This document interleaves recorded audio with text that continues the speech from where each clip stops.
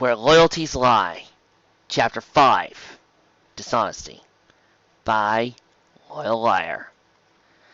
Rainbow awoke to a scratching on her nose, wind accompanying it, sending strands of her mane into her eyes. She crawled further into the bed, but the gentle sensation would not leave her be. It prevented any hope of sleeping, so the mare stretched her legs, letting her wings enjoy the gentle breeze of a Ponyville morning. Even sitting upright, eyes still closed, it wouldn't leave. She brushed the hoof idly over her face, and felt the surprising roughness of torn parchment. Her eyes shot open when a gust of wind tore the sensation from her face. The little strip of fine paper was pulled toward an open glass balcony door. The world-class flyer lunged after it, catching the tiny strip just before it escaped into the high mountain air. She wasn't in Ponyville, of course, though she had found her morning on a cloud. The balcony seemed familiar, as did the view of Equestria gazing down from this particular balcony. She turned back to the room behind the parchment held tight in her teeth. Her hoof met a tiny puddle. The pool of liquid was a soft brown, punctuated by shards of shattered porcelain, and a single golden Luna's petal. Luna's tea, and her own. They hadn't even cleaned up the spills. Her gaze drifted down upward, to the room of blues and purples contained within the glass doors. Everything about the chamber was exactly as it had been when Rainbow left, charging after Shining 3 days earlier. The only change was the unsettling of the sheets on the Princess's cloud bed, a change Dash recognized from her own sleep moments earlier. She looked back down at the little flower that had nearly cost Luna her life. Everything was quiet until she brought her hoof and stomped on it. Set on top of the little thing, she pressed down and the ground back and forth until she could feel nothing but reedy strands remained.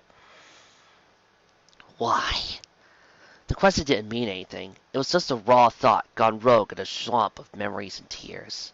All the purpose it ever served was to let a stumbling little strip of paper fall from her lips and spin in the air. It was the text on the other side that caught her eye. The script was plain and straightforward, looking almost imprinted in uniformity, save the occasional splatter of ink. She caught it on the tip of her wing and held it up, her eyes scanning slowly. Rainbow Dash, here is your message, exactly as it was given me. You may find a cure where Luna slumbers, but only Celestia can illuminate the answer. It will take reconciliation and loyalty together to save the princess. I trust your judgment, but do not let the Sun Queen or her god know of these words. They were not meant for her kind. Signed, the third brother. Dozens of questions arose, but were quickly washed away in irritation. She groaned and let the scrap of paper fall to the floor. She had better things to do than solve a stupid riddle, especially with some pony's life on the line. Her host brought her to the doors of the room, but a quick flick of the handle found them locked. She was about to run out of the room and fly off to the balcony into the main palace entrance when a noise outside the door caught her attention. Her ears perked again when another followed, then a third and a long stream. Voices. She pressed the ear flat against the wood and listened closely. Don't see how she could be here. We already checked Celestia's room, right? I'm telling you, they'll feel quick. About time, too. That was the low voice of Thundercrack, just as irate as ever. Rainbow's first instinct was to throw the doors open and hit the stallion in the face. It would prove him wrong and show that she could fight, all in one awesome move. That plan fell flat, however, the moment Rainbow tried the door. It was locked from both sides, just as it had been moments before, and she could see no way to undo the latch. Maybe Luna just used magic to get in.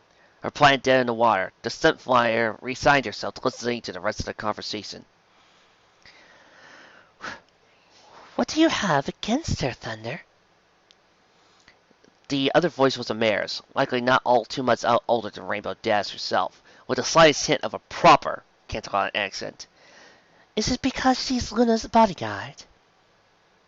He answered first with a growl. You wouldn't understand. You, sir. Its understanding is usually my job. What followed was a large crack and the sound of porcelain shattering. Dash felt the door shift against the side of her face from the sudden impact. When the ensuing silence broke, Thundercracks was just as angry as usual. You keep your nose out of this, Rabbit! I was on orders, and I did them damn well for the warning I got! The response came incredulously.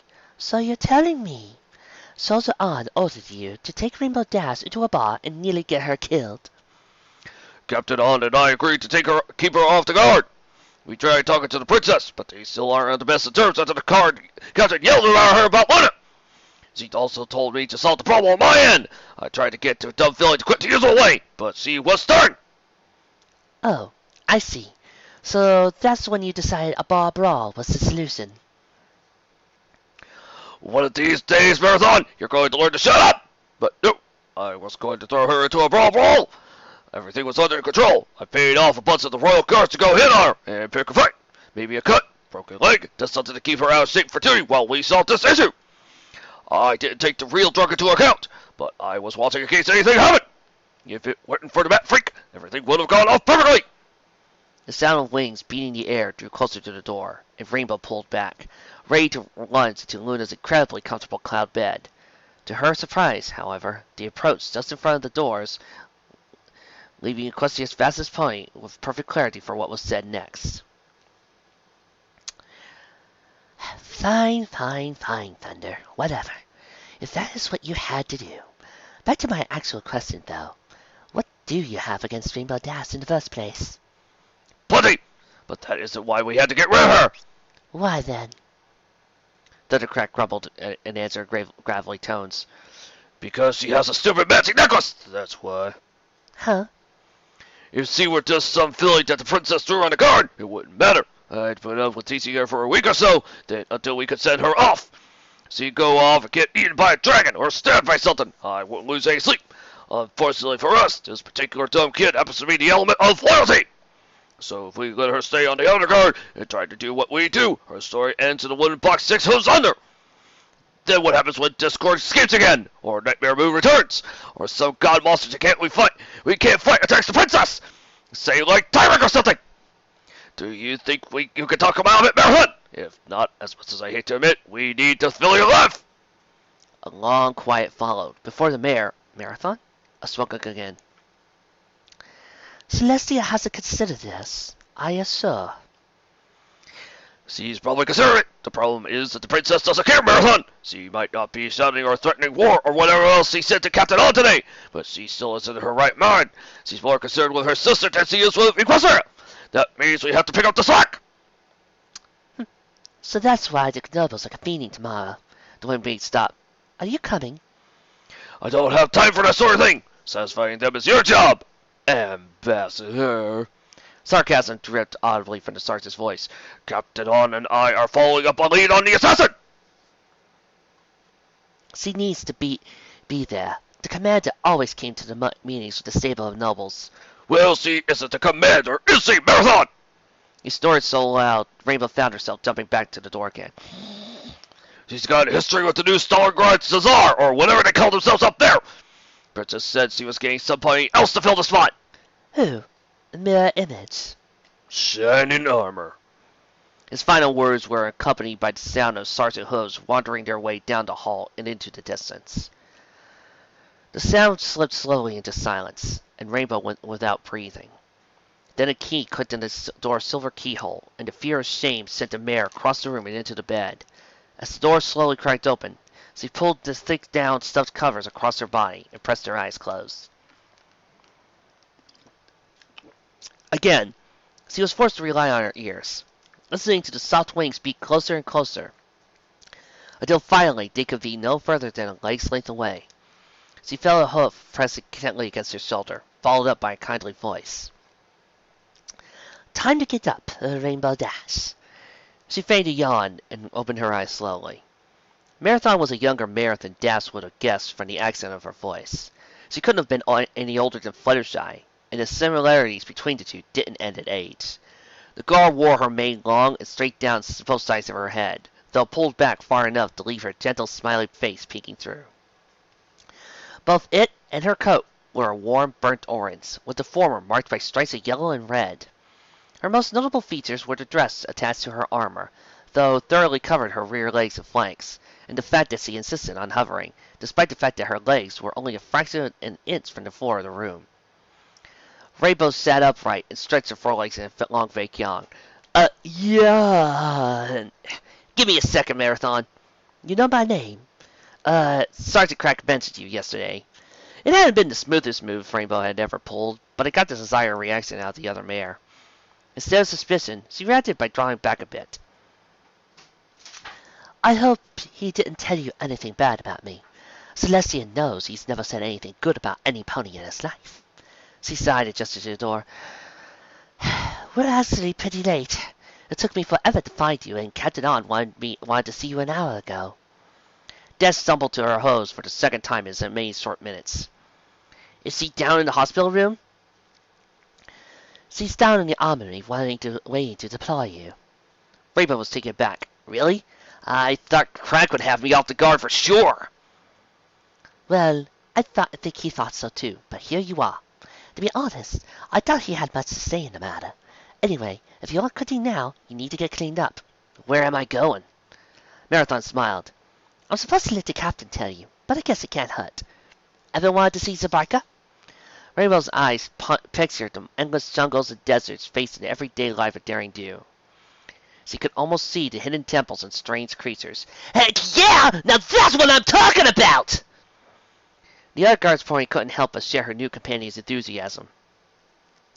Alright then, I've got most of our gear packed. But you need to go down to the Omni and see Captain On before you go. Marathon's hoof tapped against the golden breastplate attached to the trail of her dress. I hear she has something for you. The Barrel Loyalty didn't need to be told twice. Her own armor and going to Zabrika?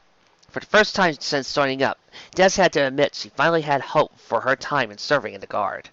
Compounded with the realization she was finally doing something to help Luna, it seemed that she finally found her long-awaited silver lining. The euphoria carried her down the hall and all the way to the center of the palace ballroom before she realized she had no idea where the armory was.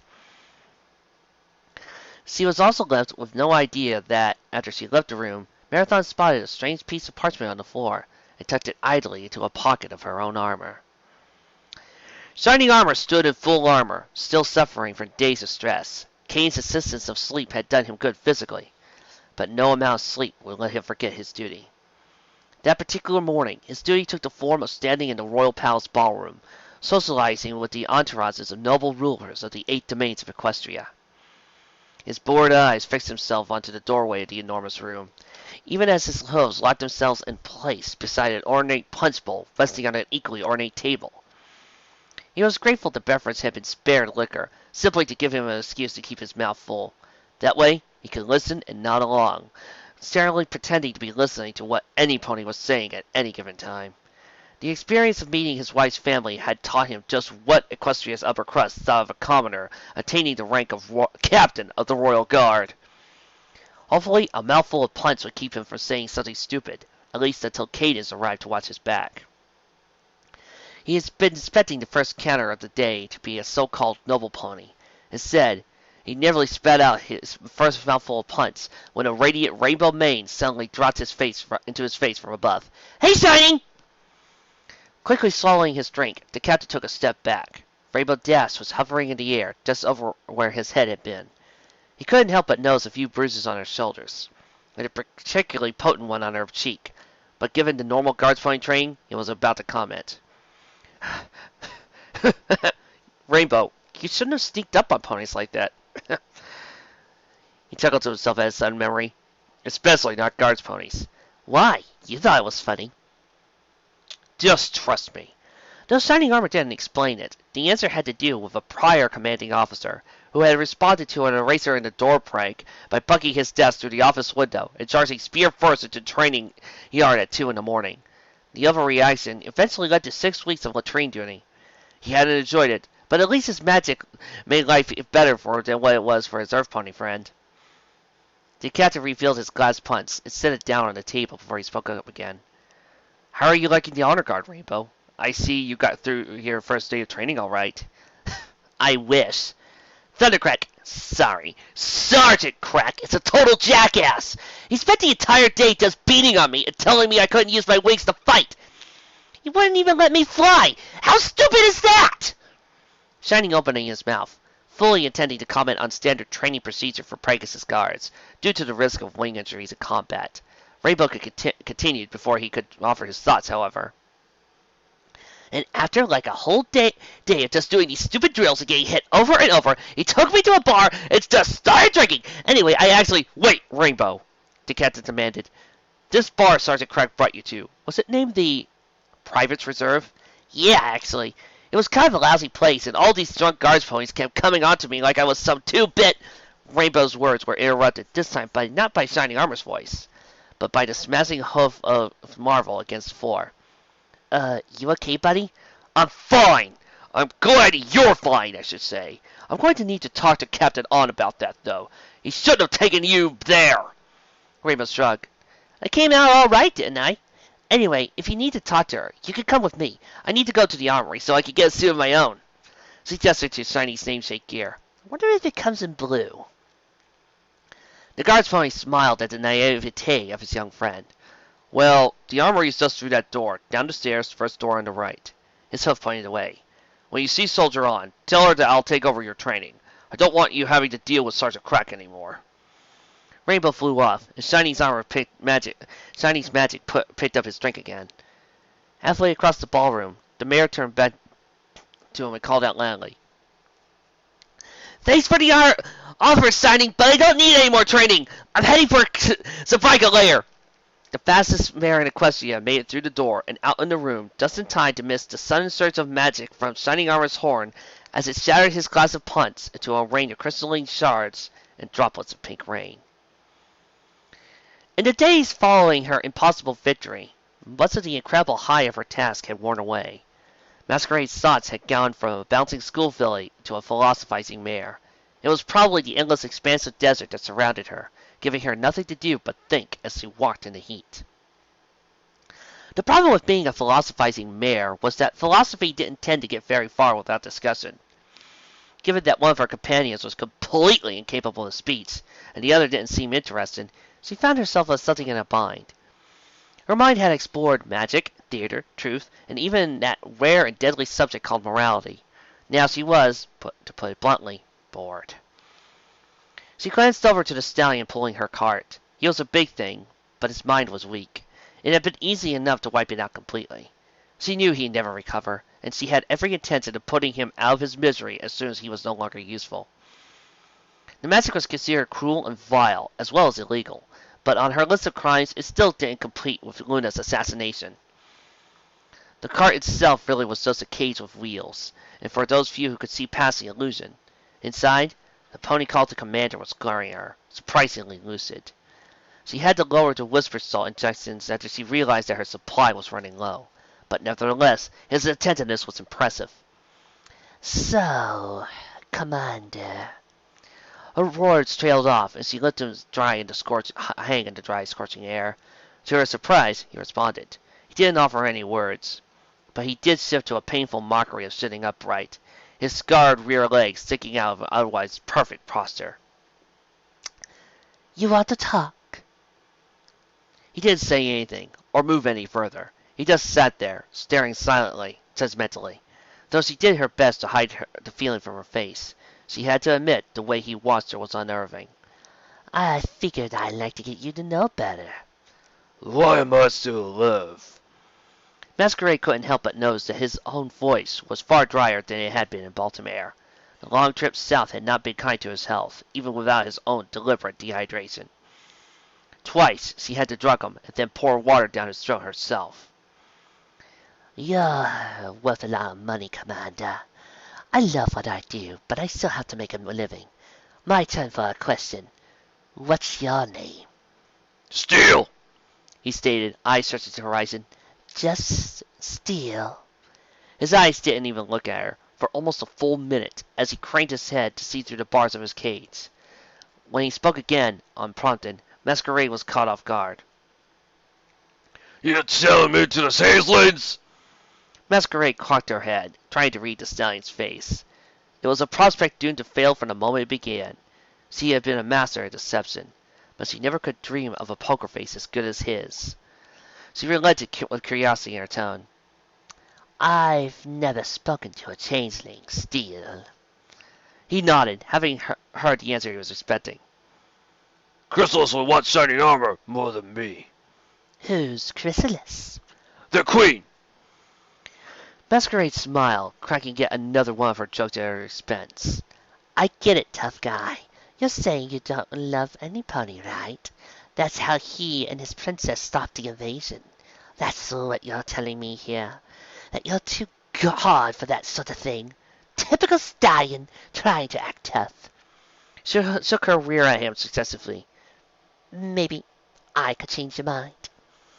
She stopped to take in his response, and found herself disappointed. Steele's eyes were pointed at her, but she felt he wasn't really seeing her at all. She found herself honestly sad. No matter how much he hated her, she couldn't help but feel a bond between them, as companions on a lonely road.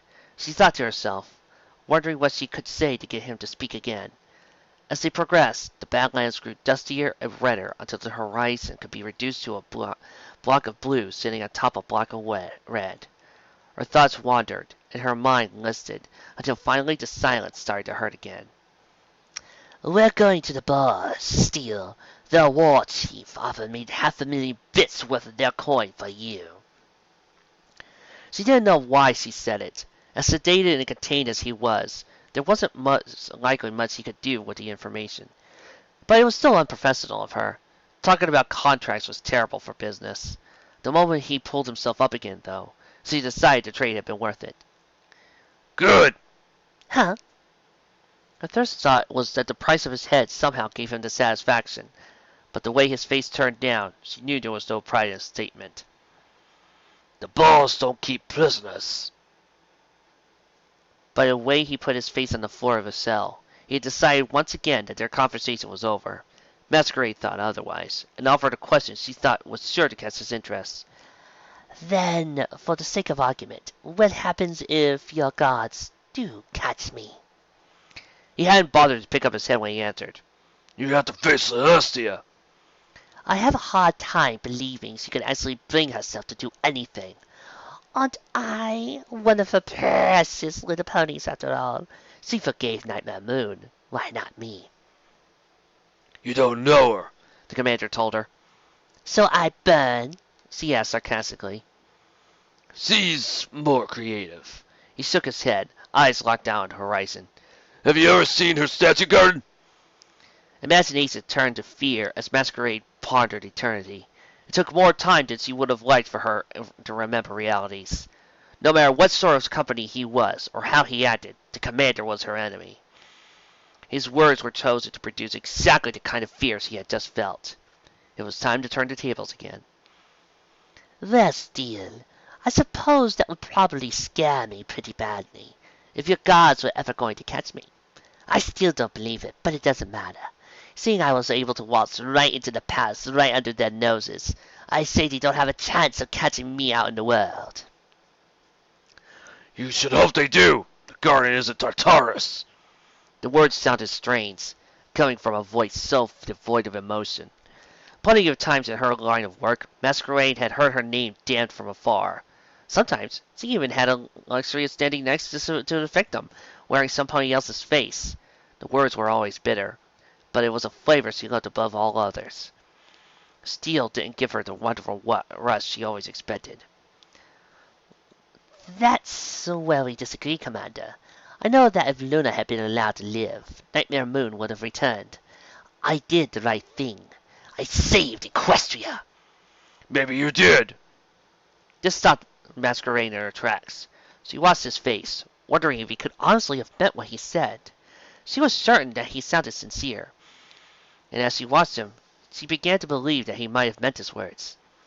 So you're saying I'm right?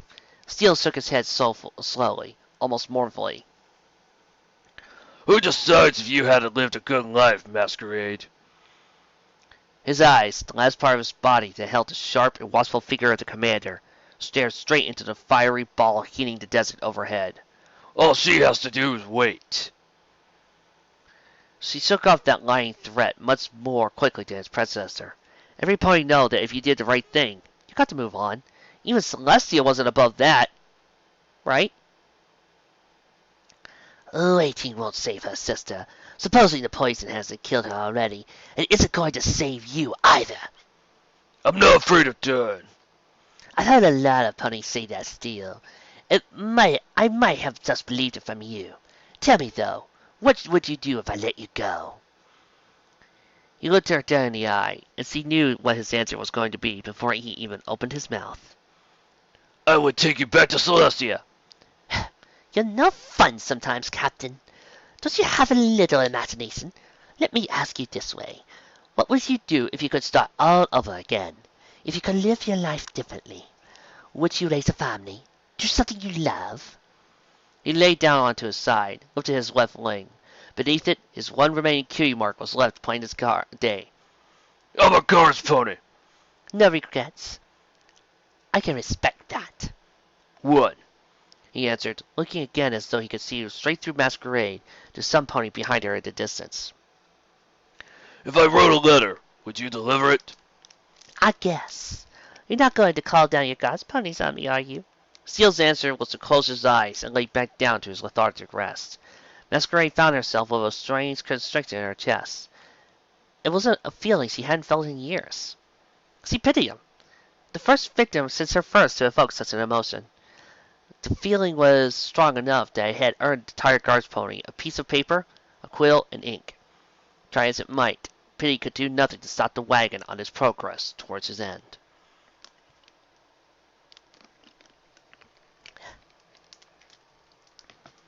Yeah, I get that normal suits look this way, but does it come in blue? Because I think that'd be way cooler than looking just like every pony else. You don't look like every pony else, Rainbow, Marathon answered, tugging at the dress covering her flanks. No pony is going to mistake your mane for some pony else's, I promise. Yeah, what's the deal with that? I don't even get armor that let me turn into one of those guards ponies. Rainbow flexed her wings for the oncoming long flight. After days on the ground, though, it would be a welcome change. You can't make up your mind, Rainbow. Do you want to look like us or not? Well, if I can't get the blue armor, it would be pretty cool to turn into a guards pony. I could pray Twilight so well like that. Can you imagine how she'd flip if I told her she was late for an assignment? Marathon answered with an awkward pawing at the ground. You mean Twilight Sparkle, right? Celestia's student? Yes, he's a good friend of mine. I figured you know her, what with— Whoa! The source of Rainbow's surprise was Marathon's removal of her skirt-like fabric. Beneath it, Rainbow was offered a perfect view of a pair of tiny stumps where the guard's pony's hind legs ought to have been. She immediately regretted her reaction once she realized exactly what she had said. I'm sorry. Dash threw out, hoping to allay some of the damage of her words. It didn't seem to do much. She wondered what Twilight or Fluttershy would say. Then she found herself regretting her absence. It looks kind of cool, actually. Was it from a fight? It's no big deal. I'm kind of used to it, actually. I was born without rear legs. It's why I fly inside, even when I could just be standing still. Don't your wings get tired? Marathon cracked a snarky smile. Nope. Why? Do yours? Rainbow could smell the challenge coming from a mile away, and put on her game face accordingly. Well, not usually. Sometimes when I break the sound barrier, things can get a little rough. So, you think you're a big deal, huh, Rainbow? I don't think, Marathon. I know. Them's racing words, Dash. Anytime, anywhere, Marathon laughed. All right, then. Sabrika it is. Rainbow was left slack-jawed from the other mare shot forth, taking the early lead in the race. It didn't take more than 2 flaps of her wings to catch up, but she chose to match her speed rather than flying ahead. Isn't Sabrika like 1,000 miles from here? Depends on where you're going. We're going to a base camp on the Galagap River, near the district of Mozambique. It's almost on the southern edge of Given Ridge, if you know where that is on a map.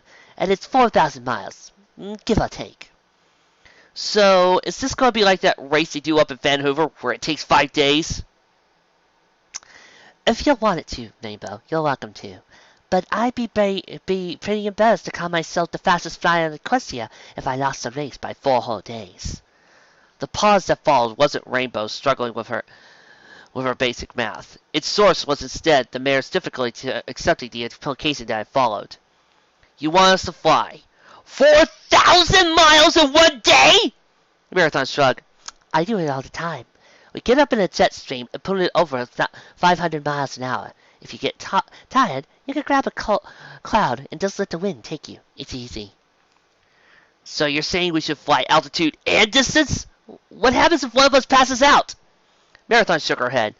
If you're honestly worried about it, we could take a little longer and get there tomorrow morning. It's no off buyback. Hey, I'm not backing down, Marathon. I'm just thinking you're going a little far.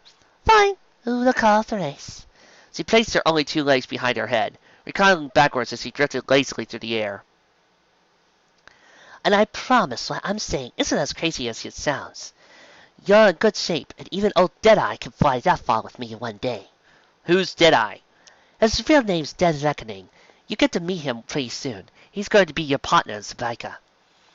Why are you flying 4,000 miles if you're not going to stay down there too? It's my job, Rainbow. I'm the honor-guard courier. Sometimes the princess has me do diplomacy too, if something needs to be said fast. Now follow me. The mare's wings pitched up steeply upward as she began flapping up into the higher, thinner skies. Rainbow followed, though her attention was pointed down to miles of equestrian soil passing beneath her hooves. Below, the rough scar of land that was Rambling Rock Ridge brought to mind memories of facing down dragons with her friends. She glanced to the side, but Ponyville seemed so far away. Something inside cried out for her to go home and leave the guard. Loyalty silenced it quickly. Celestia found herself standing in her oversized full-length mirror, when a knock on the door echoed through her chambers. Without turning away from her reflection, the golden light of her horn opened a space to whoever would come inside. She half expected soldier on, or signing armor, or even her maidservant Record Time, with some minor issue regarding the housing of the nobles. Her ears perked when the hooves that approached carried a steady, soft tone. Like so many things in her indescribably long life, Celestia had the luxury of learning how to hear a pony approaching, not by practice, but simply by the passage of time. The talent often served her well, simply because the idea didn't often reach the mind of an average mortal pony. In this case, the hooves were of stallions, older and lighter than shining armor. For just a moment, her ears expected a slight pause of a limp to be heard between the 3rd and 4th step. But no such answer came. Was it disappointing? These thoughts passed through her mind in the span of a mere second, and wiped away when the experienced and withered face of her sister's doctor stepped through her doorway and into view of her mirror. Dr. Asclepius, I presume. Your Majesty still has a turn under that joke.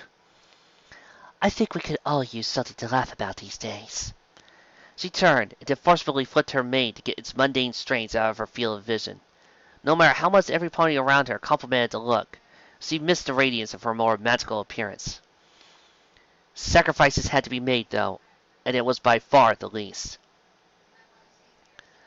Has something changed, or are you headed home for today? He smiled in response, and Celestia felt her heart soar with hope in her chest. Even the force of 1,000 years of passivity could not keep a massive smile from her face. Not a cure, but progress.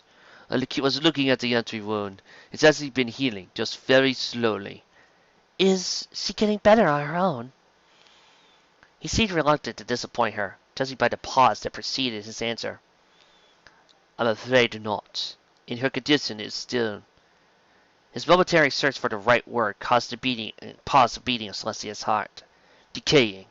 I've been running every test could think of trying to find the cause. Her blood work was clean, her muscles didn't have any outside contaminants, yet even her mana was stable. Today, though, when I did an x-ray of the wounded leg, I found something that wasn't there when she was brought in. Specifically, arthritis. Celestia cocked her head, utterly confused. What does that tell us, Doctor? The poison is targeting her bones? No, Princess, I'm afraid not. The deterioration doesn't conform to sudden onset damage like what might be caused by corrosive or a substance that feeds on calcium. It looks like aging. 80 years of aging. So you... How old is Luna, princess? Celestia sighed, facing another difficulties of her lifespan. Luna and I have lived something like 82,000 years. I haven't bothered to check this act here in some time. As usually was the reaction to such a realization, Asclepios' mouth fell open. I trust that information will not leave this room, Doctor. I know that medically she has always been in her late 20s. The thin stallion nodded slowly, then just as carefully removed his glasses. Celestia knew what was coming, from the way he took his time to look her dead in the eye. I am afraid we have a diagnosis then, Your Majesty. Princess Luna is aging to death. Celestia's eyes were far too tired to bring forth new tears, but they did wander away from the young pony's face. Oh, what can we do? It was a testament to his profession that he was able to bring out his next 3 words. I don't know. He stepped closer to her, as young doctors were taught to do, and offered a shoulder to lean on. The motion seemed hollow when presented to the mare twice his height and 3,000 times his older. We don't know of any spells or poison that could cause this. How long? The question did break the doctor's resolve. His eyes drifted to the carpet and the walls before settling down on a perch of a radiant phoenix sitting on a golden roost near the far window. I can't say for certain, princess. At most, a month. She wished she didn't know Pony so well. She desperately dreamt that she had never learned to see through lies so plainly. Though it had long since abandoned her, true honesty had still had ties in her mind, and those ties sometimes stung. I need to know the truth. He hesitated for the longest fraction of a second in Celestia's life. When he spoke, it almost hurt to listen. Most likely a week. Maybe as little as 5 days. Celestia could only bring herself to nod, gesturing with her horn toward the door of the room. Thank you would seem a foul thing to say, after such news. The doctor didn't move. Instead, he looked Celestia in the eye, gravely. Can I ask you something, princess? If it helps Luna, please do. You heard the rainbow dash, didn't you? If you have the power to do that sort of magic, why not use it on your sister? Just as she had learned to see through other lies, her own tongue had since mastered the art of deceit. Some were easy, like claiming to enjoy the Grand Gala, or telling others that she was a mere 2,000 years of age. Others were harder. They forced her to look away, face the light of her own mortal sun as she spoke them into the world. What I did for Rainbow wouldn't work on Luna. Wasn't she even far more Gondo? When you brought her with her neck twisted around like that, and her spine! Please. Celestia put on her oldest and most trusted mask. Her face turned back from the window, and the sun and serenity and apathy. If there was anything within my power that I could do for my sister, do you doubt I would? He didn't answer her immediately, instead choosing to walk back into the door of the room, which was still hung ajar from his entrance. His body slipped nimbly through the open space, only to stop halfway into the hallway. She couldn't see his face, and her mirror only exposed his white coat and brown tail. His voice carried his parting thought clearly enough, though. I am sorry, princess, for everything. Celestia closed the door behind him as he left, and turned back to her reflection. Philomena tilted her head to the side, watching her ageless mistress with curiosity. Do you expect me to tell him the truth, Philomena? The phoenix answered with a condemning caw. I know I'm being selfish. Do you think I should just let my sister go? It isn't her time! How could he help? He couldn't heal her. The response was the majestic bird placing her head beneath her wing. I'm not hiding, Philomena. I'm saving her life! Her blood pumping, the ancient princess of the sun turned her attention to the task of preparing her mane. Yet again she found herself wishing for a lie, though this time it was a lie to herself. Philomena's taunting tone did not make her wrong. What Celestia had done was unfair. In that way, it was like so many of the decisions behind the rule of Equestria. More than anything, she needed some pony else to shoulder some of her burden. If not her sister, then who? A terrible question arose in her mind. One which might not leave her, no matter how hard she tried to force it away. Her mane tangled in the brush as she tugged too tightly, and her mirror cracked when she shoved it with magic to adjust their angle. Finally, with a growl, she turned to her pet once more, bringing to bear the anger of her own immense powers were helpless to save her dying sister. What does it feel like? Dying, Philomena. Does it hurt to die? Even the phoenix hesitated. Its brilliant head brought low through the silence. Celestia stared, unable to bring forth any emotion at all. You couldn't have lied to me? 4 hours later, Shining Armor was almost prepared to fall to his knees in a prayer of gratitude for his glass of punch. He was standing beside his wife, for whom he had already offered many such prayers, and her family, who had necessitated the punch in the first place. It was wonderful to see you again, Captain. Grazie, cadenza.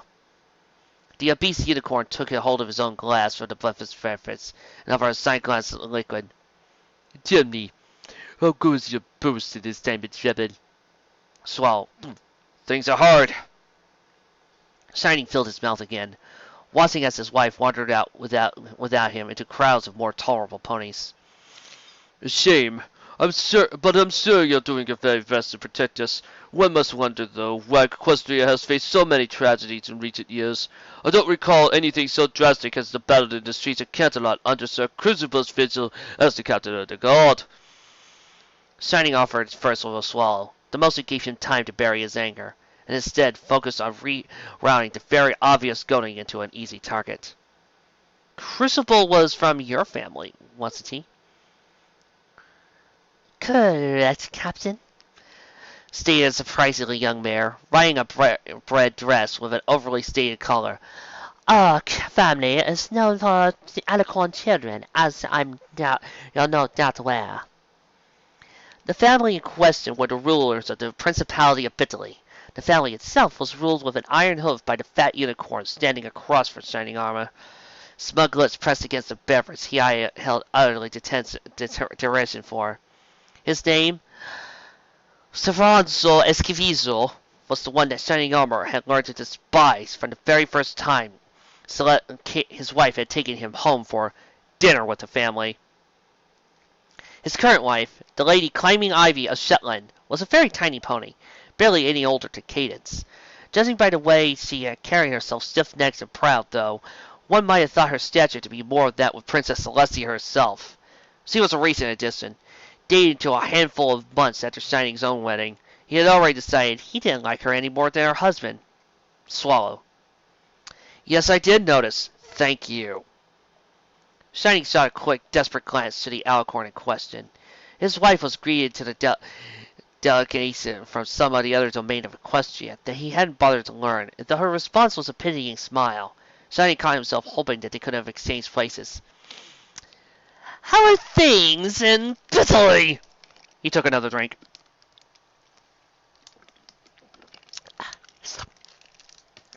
I'm with you there, Shining. Stefano answered with his deep and overbearing voice. Bene. Things have been peaceful, uneventful even. Honestly, if things were going to get any better, one might wonder why we maintain a guard at all. Swallow. That's good to hear. I wish I could say the same. Drink. Climbing Ivy inclined her head even further than usual, trying to cast a gaze at the towering stallion before her. Shining, I was hoping to meet your family while we were staying here in Canterlot. Are they around now, or will they be arriving later? The question was too much. Shining didn't even bother processing it. It's been a pleasure speaking with you again, Prince, and meeting you, Lady Ivy. I hope we could talk more in the future. He knew he was a terrible liar, but the words were at least enough to justify leaving the punch bowl in search of any pony else at all! Most of the words that passed behind his back were lost in the crowd. but he did catch Safonzo's final declaration, "Not a noble." The sharp shriek from claiming Ivan cemented his opinion. "What?" Having unsettled the ponies he left behind enough to satisfy his honest feelings, Shining made his way across the royal ballroom, to where Cadus was entertaining a pair of young stallions in black formal coats. While their garb was identical, their forms were completely opposite. One was a thin unicorn with a dark indigo coat and a pair of thin oval glasses, speaking at length with Princess Cadence. The other was a red-coated Pegasus with a definite muscle tone, whose slouched posture made it clear that he wanted no part of the conversation. Two. And that's why I'm called a princess, even though I don't move the sun. That's very interesting, Princess. I must say, things are very different here than at home. The coated stallion was wearing a sweeping gaze around the room to indicate his point. Partway through the motion, he spotted the approaching guard's pony. I understand that this is your counterpart, Red. Maybe you'll finally have some pony to talk to. I doubt it. The burlier of the two answered. Unlike his companion, his words bore a definite touch of Stalingradi accent, much stronger than Soldier On's. At least have the decency to talk for once. The stallion looked up as Shining finally reached the group. You must be Captain Armor. It's a pleasure to meet you. I am Foresight, and this is my brother, Red Ink. Shining shook the over hood from Foresight, who seemed entirely in his element at the formal, restricted gathering. When an offered a hoof shake as well, Red Ink shook his head to the side, declined. If you're going to offend him, Foresight whispered, quite loudly enough for Shining Armor to bear. It's fine, honestly. It takes a little more than being quiet to get on my bad side. I promise.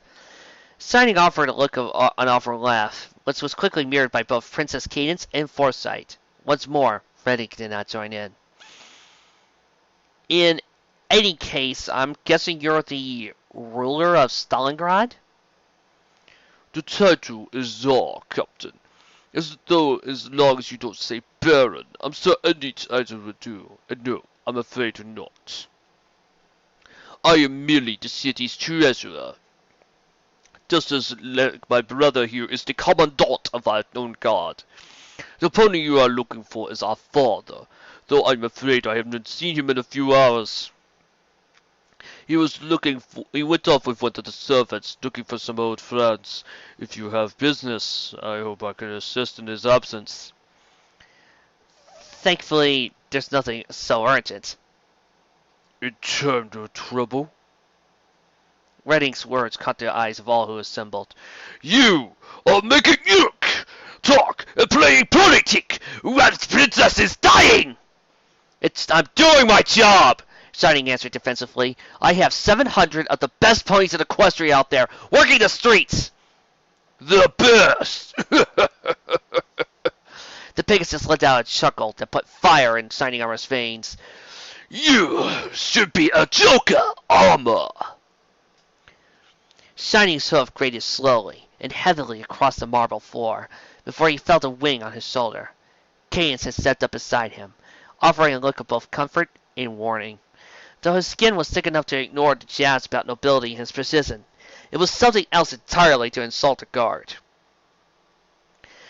The deep breath gave him enough pause to find words again. The Royal Guard are brave, honorable ponies. I not doubt that, Sonny Armor, but bravery and honor are not skill. Good ponies make bad soldiers. Good ponies are the only kind of ponies I would ever have behind me, Ink. Then we disagree. The words were cut off as his eyes locked onto something, or some pony over Shining Armor's shoulders. The Pegasus's wings flared from beneath his coat, and his head lowered, ready for combat. A smile spread slowly over his face. Shining Armor turned to the sound of shod hoofs clapping loudly against the marble floor, approaching at a full-on gallop a soldier on, wearing armor but no helmet. To all my Russian viewers out there, my apologies. Bapak Bazuda Stoichkakska. And now, a short break while I go to Google Translate to see how to properly pronunciate that. Okay, I'm ready. Let's try this again. Da Stoichkaks Zastroiska. Yay! Isn't it great when fanfics give you new languages to practice? Though Shining didn't know the Stalingradi words, the snide tone in which they were spoken told him everything he needed to hear. Rather than answering, the honor guard captain froze his place. There followed an audible screech as her enormous forelegs dug into the marble floor, much like loose soil. For a moment, she looked ready to fight, though a glance around the room calmed her nerves. Her eyes settled on the royal guard counterpart, and she gestured toward the doors leading out of the palace. We have a lead, Amma. We need you now. He turned quickly back to his wife and two guests. I have to go.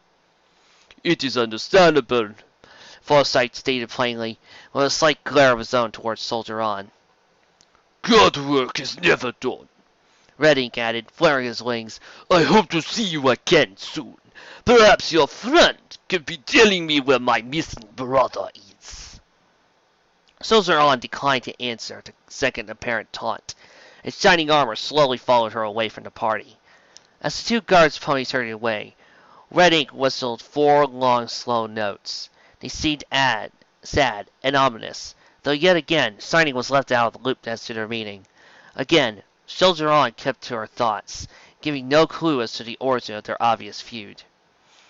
The mayor retained her perfect silence and a brisk job until the two headed to the palace drawbridge. There she said nothing, but in passing, the palace door suddenly let out a vicious kick and a bellow of rage.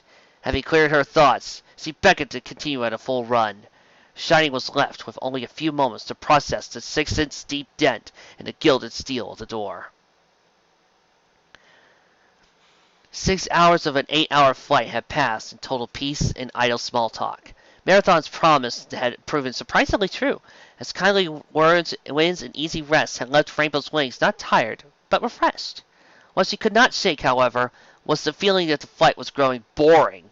Having already crossed the Atlantic Ocean from Baltimore, she had exchanged miles upon miles of endless ocean for further miles and miles of endless savannah. There was utterly nothing to see, and she had already run out of cool Wonderbolt tricks and stories of awesome pranks to share with Marathon. For her part, the more experienced guards pony seemed content to enjoy the boring scenery. So, are we there yet? Marathon shrugged. It depends on where there is. We've been over Zabrika for over an hour, but we're still fairly far north from where we're going. And like I said before, we've got about 2 hours to go. Well, I'm bored! Yeah, I could kind of tell. Marathon followed the statement by rolling aside, as Rainbow darted forward with a light punch aimed for her shoulder. Look, you don't have any more crazy stories about your friends? I thought the one about Fluttershy and the weather team was pretty good. I wish. Not a lot happens around Ponyville most weeks, unless I find some new way to be totally radical, or the Crusaders manage to blow something up. Rainbow entered a rare state of curious reflection, as he realized that she had told every single story on a journey up to that point. Yep, all 52 of them. The other 13 and 26 ones wouldn't happen until after the story premiered. Rimshot here. What about you, Marathon? You've got to have some cool stories about the Honor Guard, right? First rule of the Honor Guard, Rainbow, is that we don't talk about the Honor Guard. So we're secret spies or something? No, it means we don't talk about each other's lives. Every pony on the Honor Guard has secrets, and most of the time, it's easier to not worry about every pony finding them out. So there's actually a super secret reason why Thundercrat has a giant stick up his butt? Marathon laughed. No, that's not exactly what I mean. He's just sort of always been like that. But if you do somehow get him to respect you, he's a pretty decent friend. But that respect takes a while. Trust me, I know. So, what's your secret? Marathon smiled. If I tell you, Rainbow, you'll have to tell me yours. I don't have a secret. A cocky carrying accompanied the diplomat's words. Pinkie Pie promise. A groan preceded the semi-involved ritual, but in the end, Marathon seemed satisfied. So, what is it? Spit it out! I don't know how to fight. Rainbow growled in frustration. Grrr. That's it! I'm not telling you my dark, dirty secrets for that! Marathon put on a teasing voice. But breaking a pinky promise is the fastest way to lose a friend. Back at Ponyville, an emotionally distraught Pinkie Pie leaned away from Rarity's shoulder just long enough to let the twitching in her right shoulder fade. With a dull, tired voice, she whispered to herself, "Forever." After about 20 seconds, Marathon lowered her ear. It didn't work, Rainbow. Well, yeah, we're a couple of thousand miles away. I mean, she could do some pretty crazy stuff, but I don't think she could teleport. She just runs fast. What were you expecting?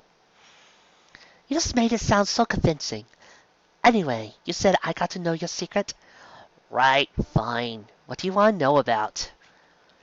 Marathon proceeded her question by tugging a little strip of parchment out of a pouch of her pocket, somewhere on the armor covering her chest. Now, I found this little strip of paper in Princess Luna's bedroom before we left. Whoa, hold on! I don't know what that is. You're not much of a liar, Rainbow. Why would you be so worried if you don't know exactly what this said? Crap! Thought so. Marathon stopped, as Jess's mind began to try to find a way in which flying really fast would solve the problem in front of her. Marathon, thankfully, saved her the need. This isn't a problem, Rainbow. It's not against the law to have secrets.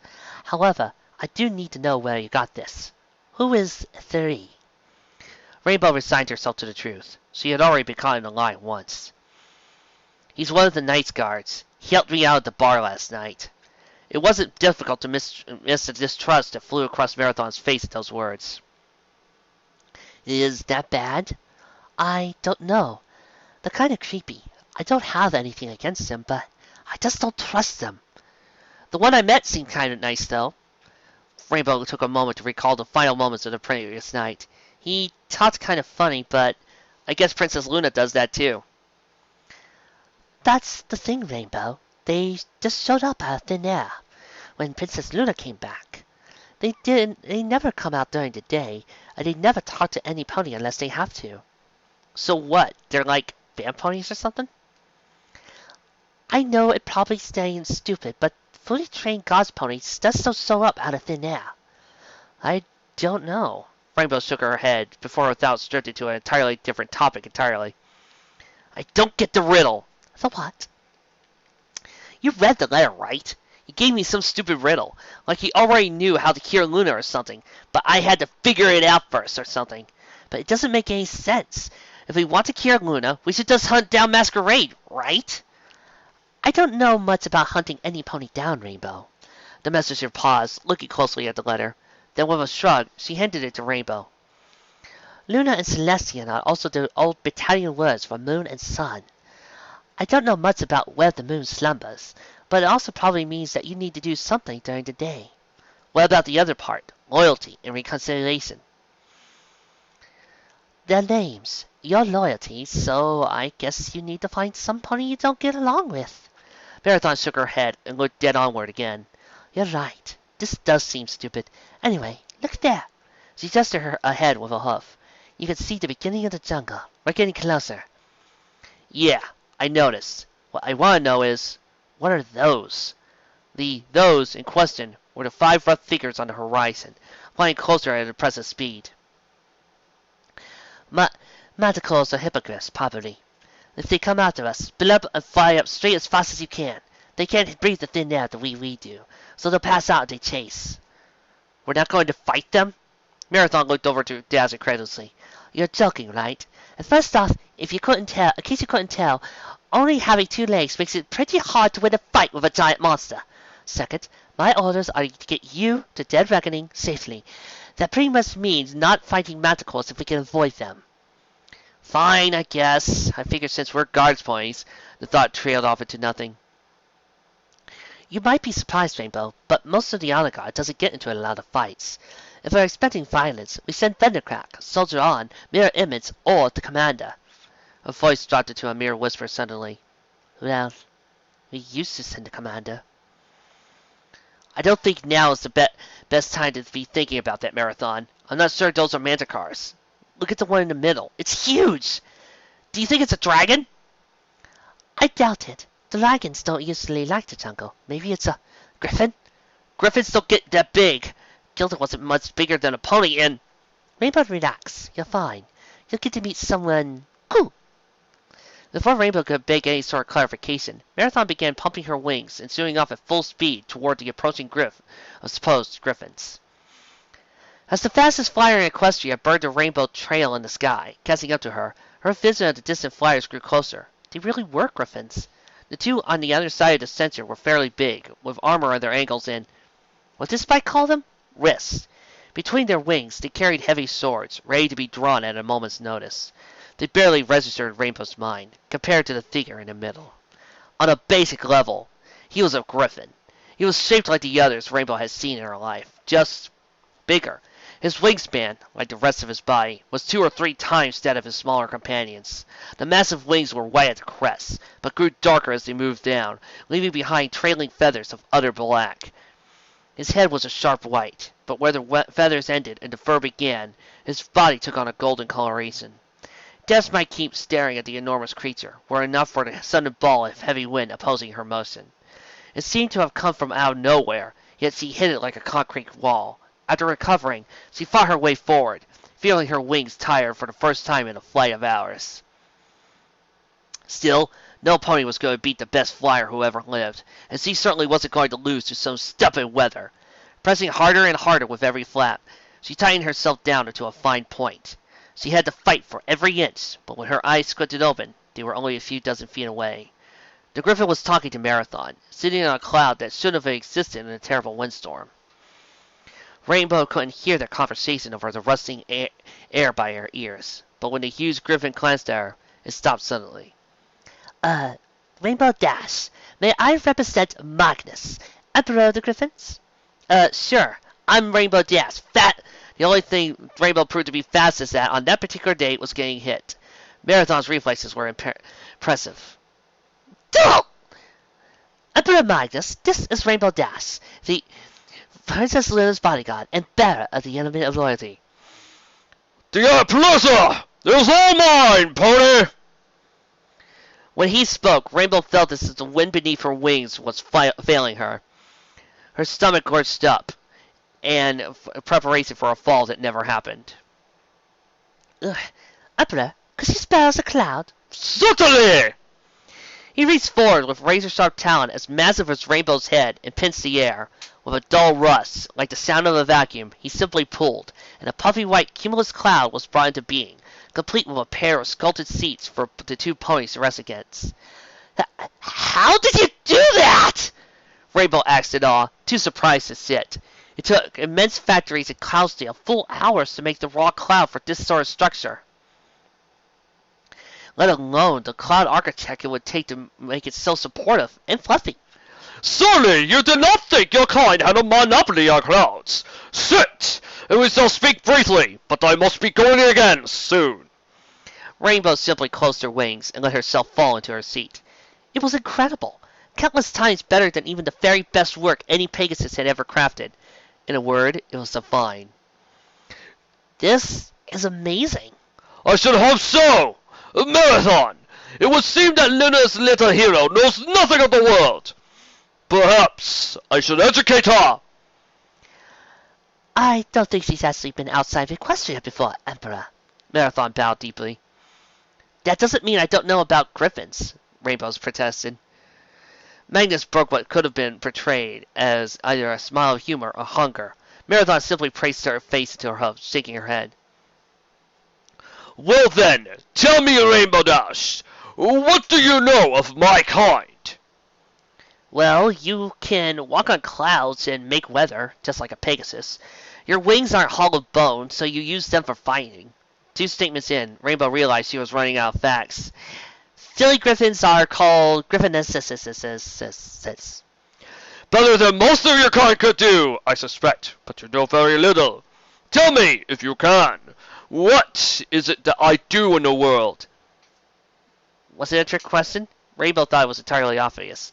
You're Emperor of the Griffins, right? Doesn't that mean you rule the Griffins? Magnus answered with a barking, punctuating roar that left Rainbow stunned until he realized it was, in fact, his way of laughing. You are certainly an amusing creature, little pony. Did my laughter frighten you? Do not worry, for it is natural for prey to feel uneasy around a predator. He held out the same talon that had snatched the cloud from midair, aloft and palm up. To Rainbow's amazement, a sudden wind surrounded the hand, snapping it in every which way. Finally, the howling built to a point, and a very tiny whirlwind arose in his palm. The answer to my question was this. Just as your princesses raise the sun and moon over my lands, I give wind to yours. When you take the wind, remember me. Magnus laughed again and spread his wings. I must be going. Marathon, I am certain we will speak again in better days. Rainbow Dash, it has been a pleasure to meet the defender of Luna's life. Perhaps we too shall meet again. I give you a parting gift. As his wings gave a single mighty flap, Rainbow and Marathon felt the cloud beneath their hooves soar off on what might be a wind of his own. Rainbow turned around to see the ruler of Griffins and his own guards, already almost a while away into the distance. Does he really make wind? Like, all wind? Yes, Rainbow. Believe it or not, Equestria had to get all of its clouds and rainbows from the Griffins, too, a few hundred years ago. I know he can be somewhat intimidating, but... Intimidating? That was so cool! I always wondered as a little filly where wind came from. The ecstatic filly found lightly in her cloud seat, and once as the jungle flew by below them. Marathon offered her a little smile, then began to fill with the pouches attached to the side of her armor. You're looking for something. I thought you said we weren't going to eat again until we got to Zebraika. We aren't, Marathon. It's just that Celestia gave me something. I figured since we aren't flying, I should I should take it right about now. The messenger mare pulled from her pouch a roll of parchment, a quill, and a little glass jar containing rolling green flame. Realizing what they are, Rainbow's day was complete. Dear friends, things have been pretty crazy for me. Yesterday was maybe the second worst day of my life, but today was so awesome! It doesn't even matter. I guess I should start from the beginning, right? Yesterday, I had to learn how to fight. I was stuck with this awful sergeant who acted just as mean as the ones in all the jokes about guards ponies. Anyway, he made me not fight with my wings and was just sort of a total jerk. I figured I didn't want anything to do with the guard anymore, but I didn't want to let him win, so I just stuck it out. That night, he took me to a bar, and I kind of got into a fight. Of course, being totally awesome, I didn't get hurt, and I met one of Princess Luna's back guards. Like the ones for Nightmare Night. He seemed nice enough, even if he was a little weird. Anyway, today was way better. I got my own suit of armor, even if it is a boring normal gold. And then I flew to Zebraika, all in one day, like 4,000 miles or something. Nothing could stop the dash. While we were flying, I met some pony really cool. I didn't say some pony because he wasn't a pony. He was a griffin, and not just any griffin, the Emperor, just like a daring do. I thought he was made up, but it turns out he's not. Plus, he makes the wind, just like Celestia raises the sun. Even for us, he's huge, too! I guess that makes sense, if you look at how much bigger Celestia is than any normal pony. I guess if I were writing a lesson about this, here's what I say. Sometimes you have to give things a chance. When Celestia asked me to join the Royal Guard 2 days ago, I wasn't sure it was such a good idea. Yesterday, I was dead sure I should quit. The only reason I stayed at all was because I promised to help Princess Luna. Today, I was super glad I stayed. Things are starting to seem pretty cool here after all. Stay safe and wish me luck. I'll save Luna by the end of the week, or I'm not the fastest guards pony in Equestria. Princess Luna's bodyguard, Rainbow Dash. Please, P.S. Twilight, do you know what reconciliation might mean as a name? Like, is there some sort of seventh element of harmony we left in Everfree or something? I know it's a weird question, but it might help. Thanks.